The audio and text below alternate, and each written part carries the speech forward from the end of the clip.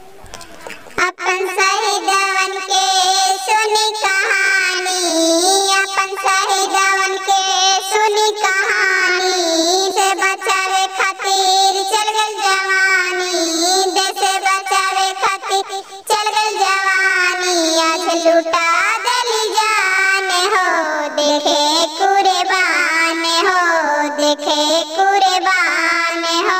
दिल्ली चली जबान सुनावली, दिल्ली चली जबान सुनावली, रहेली लक्ष्मीबाई झांसी की रानी, रहेली लक्ष्मीबाई झांसी की रानी, लेके तलवार जबा घोड़ा दौड़ावली, लेके तलवार जबा घोड़ा दौड़ावली, हिंदुस्तानवा पर हमारा शान हो, देखे कुर्बान हो, देखे कुर्बान हो।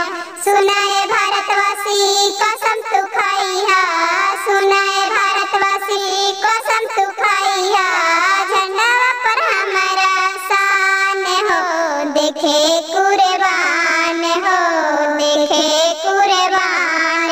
झंडा के आगे आगे कदम बढ़ाइहा, झंडा के आगे आगे कदम बढ़ाइहा, झंडा पर हमारा शान हो, देखे कुर्बान।